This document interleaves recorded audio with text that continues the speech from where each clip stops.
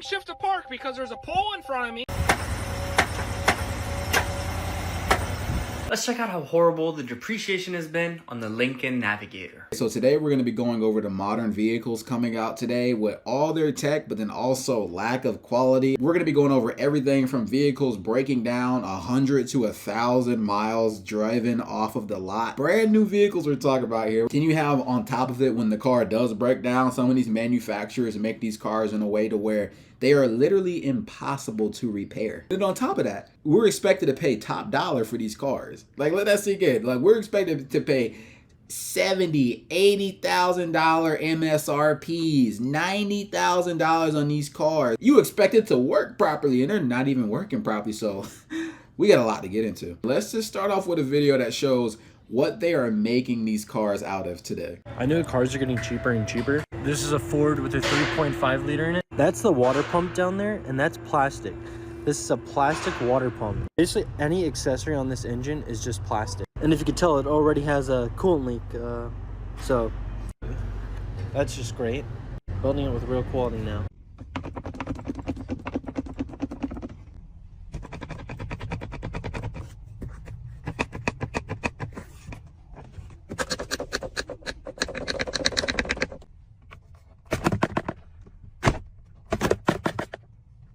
Now look, the reality is this would not be a problem if these cars were, reasonably priced. Maybe going for 15,000, 20,000 on the high end. But these cars are going for 40, 50, 60K.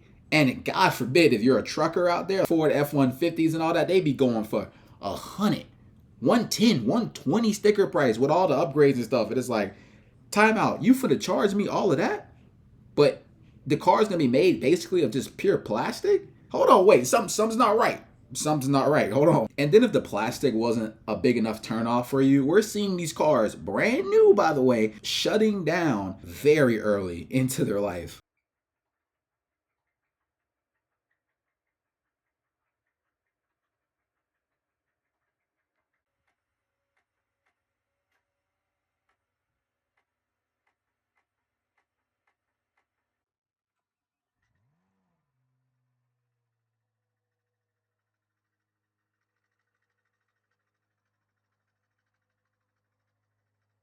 My new truck is blown up.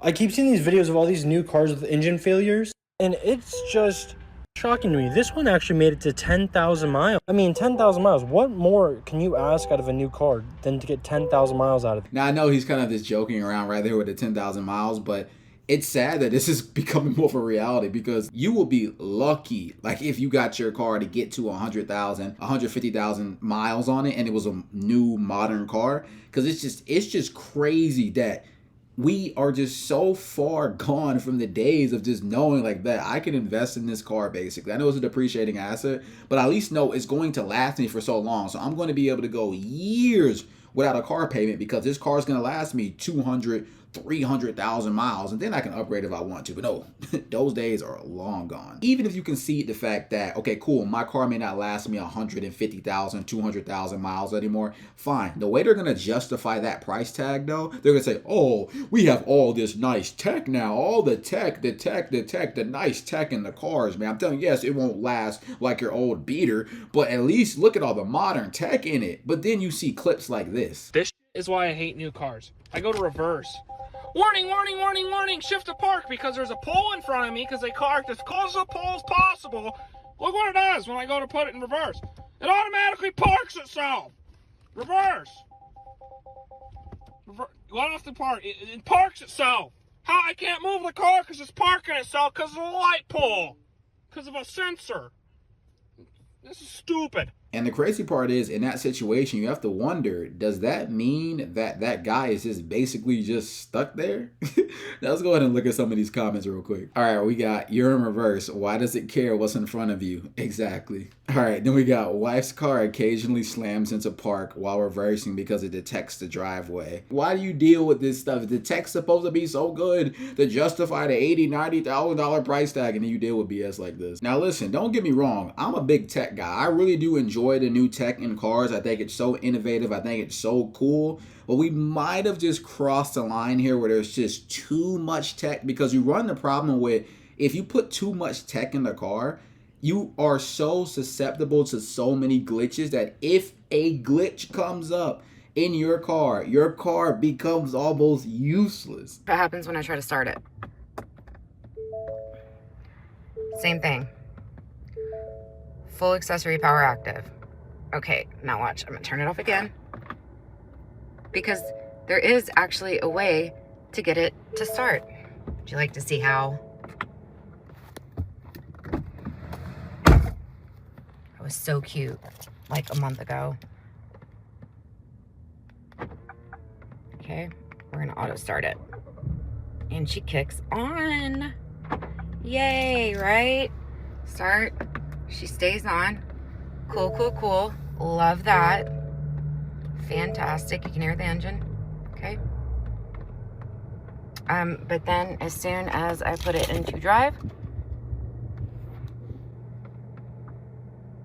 I hate it here. All right, we can go ahead and take a look at some of these comments. We got Ford Tech here. Definitely something wrong with the computer system. If a hybrid, maybe a low cell in HV battery, would advise to disconnect battery and reconnect after a night. Kind of crazy that we've gotten to the point to where how to reset your car has basically come down to what would happen if, say, you had like an internet outage, your internet stopped working. Hey, listen, walk up to the router, unplug it, wait 30 seconds, plug it back in. It should be good. Like, this is crazy. I like the tech, but this is kind of crazy. My husband always says to never buy the newest model because there are always glitches and hiccups, and you don't want to be the sucker who gets a glitch or a hiccup model from the new batch. I get it now. That is so true, because they'll be having so many recalls happen all the time. So if you jump early, I know it's the new shiny toy on the block, the new car, but you run the risk of basically going through that first wave of insane glitches and having to deal with all of that.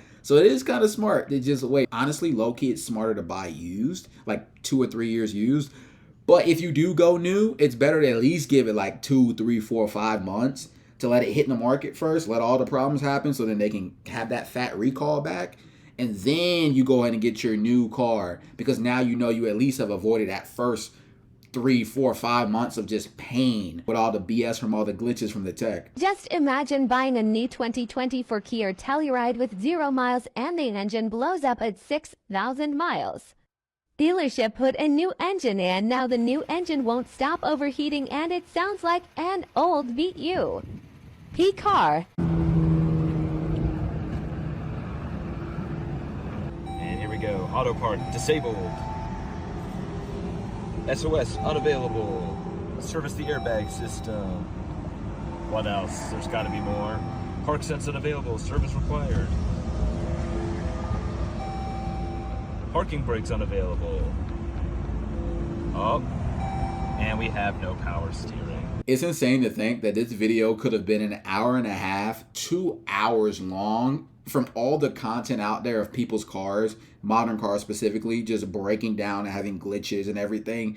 It's insane to me. I'm like, it's a new car. It's a new car. It shouldn't be working, especially with these crazy price tags. And it's crazy the fact that this is such widespread information that people know that these cars are going to break down or is so unreliable. So I just know going to the dealership just has to be just a brutal experience. We have a comment here from a poll I saw addressing something about this, where people were talking about their experience at the dealership. So let's go and check that out real quick. Okay, we got the wife and I just bought a car last week. The salesman didn't even want to mention the price. He only wanted to talk about what we wanted our payment to be. He was happy to push the loan term out to 60, 72, 84 months just to get the payments down until we were comfortable. He was taken aback and almost confused when I started negotiating the full price and said I didn't care what the payment was as long as I got a good deal. Exactly. This is stuff I'm talking about. Like, guys, when you're getting a car, I know it's very tempting to think, like, cool, what's my budget? What's my payment? I want to get the car so bad, so as long as I can get it down to that specific target. No, you should care about price. Because think about it. When it comes to loans, right? at any length of the loan, they could squeeze it out to make it so you can get down to that payment amount. So what you have to understand is, if you go into the dealership saying, okay, cool, I want to have a $400 payment, which is good luck with that. You need to be caring about the price. Let's say hypothetically you're looking at a car, you know the price point in your head, I want to get to $400 a month. And the car you're looking at, bro, it really is supposed to be at $800 a month. Now, if they stretch that loan out long enough, you may get to that $400 per month, but is it worth paying on the car for $400 a month if you're going to have a 10-year car loan? Think of, like, put them out. Let me get my calculator for this. Hold on, wait, hold on, wait a second. I don't want to mess this math up. We got 400 times 12 times 10. $48,000. So say the car was supposed to be $30,000, right?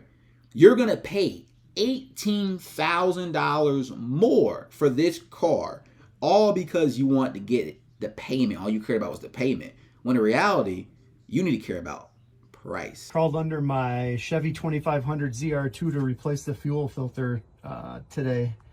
This is what 15,000 miles look like on a 2024 Chevy 2500 ZR2 look like.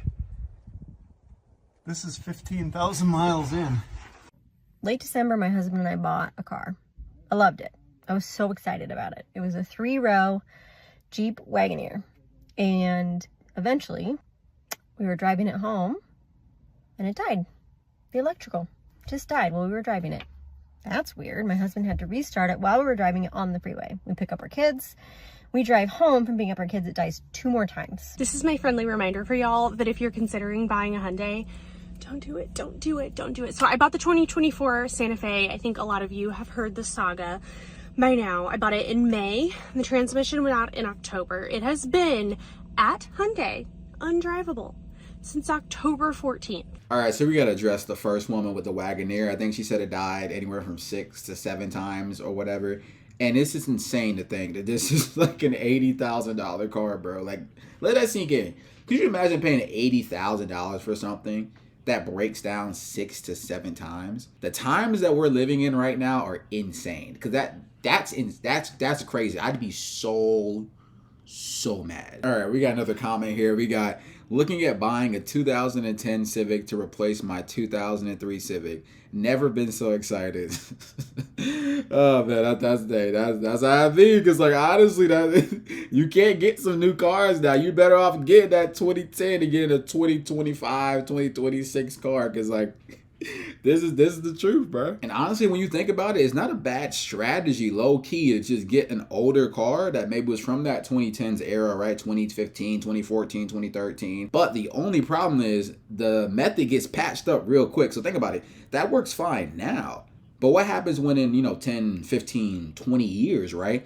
All these bad cars we have now become the old cars that we were using the method for. So then every car in supply is unreliable. So now we're all screwed. So like, although that may be like a band-aid for the situation, it's not a long-term fix. So this next clip I'm going to put in, I wanted to put in because I think this was more prevalent back in the COVID times, like 2020, because since car inventory was just so low, it was just insane demand for cars. It was ridiculous. People were overpaying out the wazoo for their cars, having to travel across the country to pick up a car they found at a decent price or at the best price so they can win out. It was just insane. So let me put in this next clip here because this is crazy. Hey guys, today marks 2 weeks since we returned my dream mom car back to the dealership in a repurchase. And I've seen a lot of comments from everyone, and one of the key ones is that no manufacturer is safe. Like, they all have issues, and it's just one of those random things that you could get one. But one of the biggest lessons that we have learned in going through this process was that we will not purchase a brand new vehicle or any vehicle from a dealership that isn't local to us. Because once we started having issues within the first week, they asked us to bring it back. And we bought the vehicle 3 hours away from us. That was a 6-hour round trip. Yeah, that's kind of crazy to think about. Say you bought your car in another state because you're trying to find the best deal, and say that state was about 5 hours away. So you mean to tell me, God forbid, your car breaks down in the middle of the night, you give them a call, right? Or you give them a call the next day or something, and they say, oh yeah, that's cool, just bring it back to the dealership real quick. So now you got to get your car towed 5 hours one way just to get it fixed so you can drive back 5 hours the other way. It's like, yeah, what's the point? Like, at this point, if I know the car is going to be messed up anyway, or have a high chance of being messed up, just buy locally. So you can just take your little 20-30 minute drive or 20-minute 30-minute tow back to the dealership, because that is insane. Could you imagine 5 hours? That's crazy. All right, let's go and look at some of these comments. We got, this is why I purchased a Toyota 4Runner and my wife a Lexus GX. My 4R doesn't even have sensors, and the 23 GX is very low tech. I even changed the oil myself. Hey, do what you gotta do. Now, if I'm correct, I believe these vehicles, they use Honda and Toyota products, and those are obviously very reliable. That's why the Honda name, the Toyota name is known for being reliable cars. But the only thing is, after a while, Honda and Toyota are gonna see the market be like, wait a second. All these other manufacturers are all having problems at 10,000 miles, 15,000 miles. Cars not even making it to 100,000 miles. So guess what that's going to do for us? That's going to make the demand for our vehicles a lot higher because we make products that last longer. You feel me? So guess what they're going to do with that price? Tick, tick, tick, tick, tick. They're going to raise that price, and they have. So now you got, Hondas and Toyotas going for more than they typically would. And then some people may say, I bet, you know what? Honda and Toyota, y'all raise the price, rightfully so, reliable cars. Let me go get something like 3, 4, 5 years older. But the problem is, those are cars that are reliable. So they're going to hold their value. So they're not even going to depreciate that much for you to even justify, getting a really good deal with that. Every car is expensive. You got the cars that are expensive that are to keep breaking down. You got the cars that are expensive that are going to be reliable, but they're expensive. So it's like, what do you do? Do you try to do the method before where it's like, cool, let's just get the old 2010s, but eventually those are going to run out. They have a specific shelf life. So it's just rough buying cars, man. It's just rough out here. Now, here we have another clip where it may not specifically be the car's fault, but it may still add to the narrative that we might just have too much tech in the world right now. Tell me why my GPS say that I'm 36 minutes away from work and that I work at the casino. First of all, stay out my business. Second of all, I gotta do better. I'm ashamed. Now look, it's probably a problem if, your phone thinks that you work at the casino because you're just there so often. I don't judge. Hey, we all got our own vices. I do not judge, but I'm just saying it's gotta crazy. But on that same subject, though, it is kind of wild that it is collecting all of that data. I know it seems to be like, cool, this is helpful, cool. They see what times you're at this location for between the hours of like 8 p.m. up to 6 a.m. They can assume that's your home. If it's consistent, they see what places that you frequent 6 to 7 hours a day, Monday through Friday. Maybe that's your work. But it is kind of scary though that it's just like, this thing is collecting all this information on you, whether you want to, and that's probably some setting where you could turn it off. But it is kind of scary. It's like, who has access to this information? You know what's crazy on the same topic of just data being tracked? There was an article that came out that said that these cars, these dealerships, and these manufacturers, they're actually tracking your driving data, and they sell it to insurance companies so they can match it to who you are in their system. And if they don't like the way that you've been driving, they could use that as justification why they raise your premium. So gone are the days where, cool, if you just drive right, you don't get any accidents, you don't get any tickets, you're fine, your premiums don't go up. Now they're like, hold on, Bob's been driving kind of recklessly. He didn't get any tickets yet.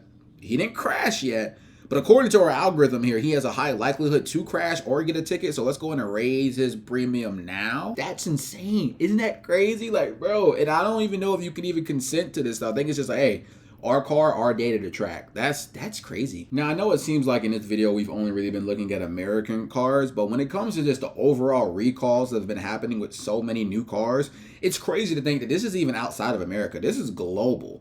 This reaches outside of our borders. So this is just all cars just in general. It's kind of crazy. These are the top 10 most recalled auto brands of 2024, ranked by the number of units affected. And I bet at least a few of these results will surprise you. Kicking things off at number 10, we have Volkswagen, who issued 18 recalls this year, affecting 1,088,407 units. Number 9, Hyundai, 25 recalls affecting 1.1 million units, and they're followed closely by number 8, Kia, with 19 recalls, 1.21 million units. Toyota takes 7th place, believe it or not, with 1.22 million units affected across 16 recalls. Number 6, BMW, 36 recalls, 1.83 million units affected. Number 5, General Motors, 33 recalls, 1.87 million units affected. And then we have a big jump to Honda. 4th place, 18 recalls, 3.79 million units affected, which brings us to our top 3. Starting with Ford, who is probably happy since they've taken the top spot on this list for the last 3 years.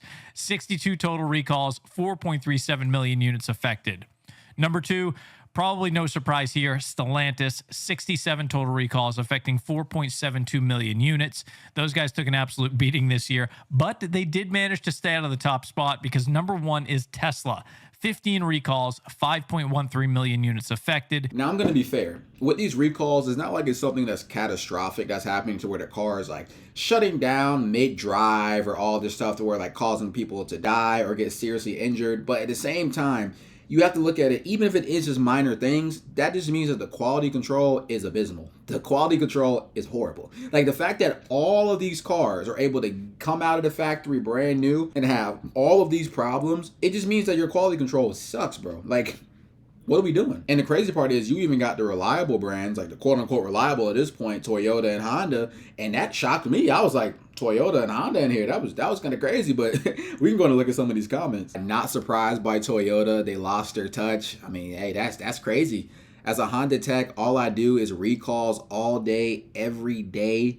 That's crazy, bro. What? I mean, with my Tesla, all I had to do was update it in my driveway, then it was fixed. My 2023 F-150 stayed in the shop for 6 months, and I had to file a lemon law for transmission issues. Listen, that's real though. Like, don't get it messed up. Tesla was number 1, but it is a lot of the fixes are just updates. There's software updates or there's stuff like that. Although it still should be good out off the lot. It should still be good in its first 6 months, right? There shouldn't be that many recalls. But still, it's one thing to have it where you just, update your car. Maybe it's fixed in a day or 2. And you have situations like this where the F-150 was in the shop for 6 months. Well, that's crazy. You're without a car for 6 months. You got to get to work. Sucks to suck. Uber, get another car, rent a car. But like, you ain't having your car that you paid all that bread for. But speaking of their car being in the shop for so long, we're starting to see manufacturers literally make parts for their vehicles that they can't even be fixed. And then what this leads to is the fact that even if you go to like an independent mechanic, it's gonna cost you so much because they have to have so much tech on hand just to be able to diagnose whatever the problem is with your car, because you're basically driving around in a transformer. Like, you're driving around in a car that is a computer. So it's like they can't just, check under the hood real quick, see what's popping. There's so much electrical things going on that they have to go out and invest in bigger equipment, which then the buck gets passed on to you as the consumer. Okay, I want to show you guys something at ConExpo. This is the new DT12 automatic transmission. Here's some really cool things about the engineering on it. So they won't sell you anything to repair this transmission. You can't buy the parts, they won't tell you how to repair it. All Detroit will do is sell you a new one. So if you grenade this transmission, they'll just sell you a brand new transmission. That's it. You can't fix it, you can't take it to a repair shop. It is pure planned obsolescence. And we asked the guys, like, how come you can't repair it? How come it's only re and re? And they said, oh, it's too complicated for somebody to change. It's just gears. It is just pure gears. They said you need a $4.5 million machine if you want to be able to service this truck transmission. This is exactly what we stand against at Edison Motors. This planned obsolescence that you can't repair it, we won't even sell you the parts, you need to just buy a new one. You can't fix it yourself. That's what they want. That's what we're going to.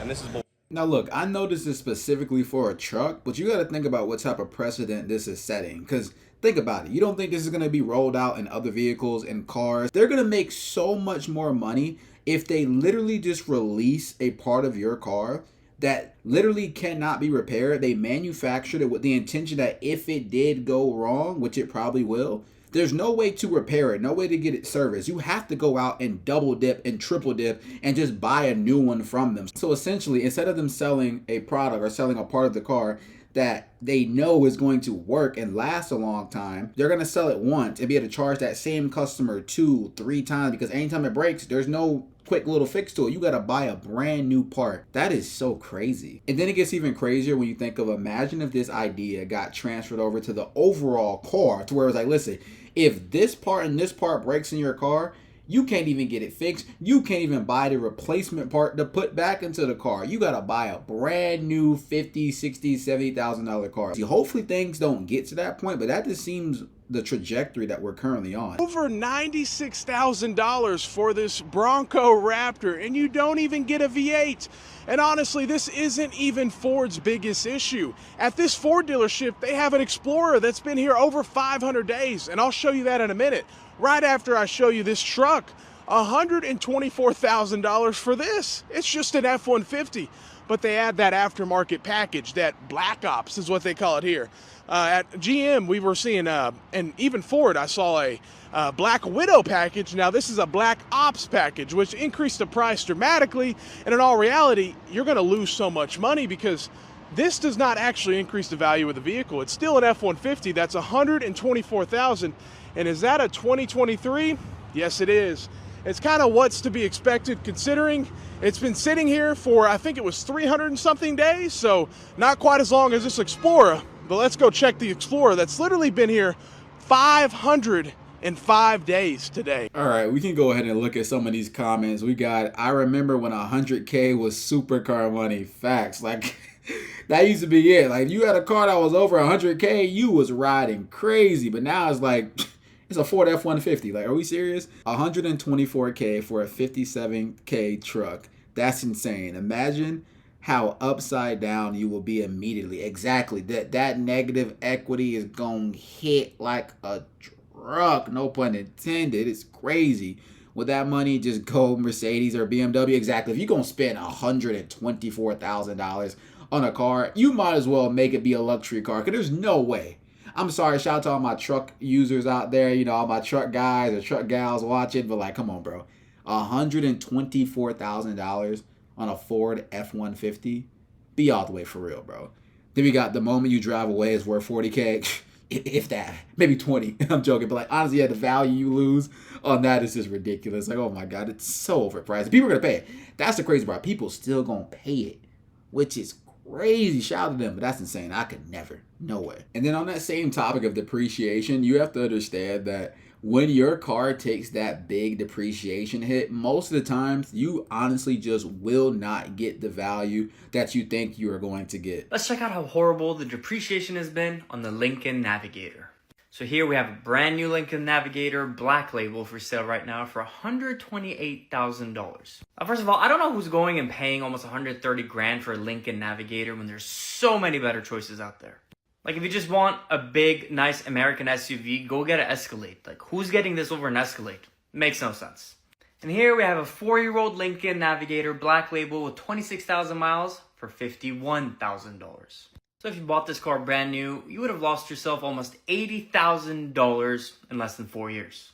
Since this is depreciated so much, does it mean it's a safe purchase now? Absolutely not. This is not a car that's ever really going to bottom out. It's going to continue to depreciate, but as time goes on, the depreciation rate will slow. All right, we can go ahead and look at some of these comments. We got Escalade is not better than a Navigator, LOL. 128 is insane from the beginning. Like, that's what I'm on. Like, bro, 128 for a Lincoln? Like, it is crazy to me. People are genuinely buying these cars for 128. Like, I know Lincoln's supposed to be somewhat nice, but 128 is crazy, bro. Escalade's engines be blowing up. So, I mean, that may be true, but still, 128, bro. Like, come on, there's no way. All right, that's all I got for you guys today. Let me know your thoughts in the comments below, because I'm really eager to read them, because, man, this was a crazy one. And YouTube thinks you're going to like this video somewhere up there. It's going to be in this general area somewhere up there. So go ahead and click that and get into that next one if you liking the vids. And I'll see you guys in the next one.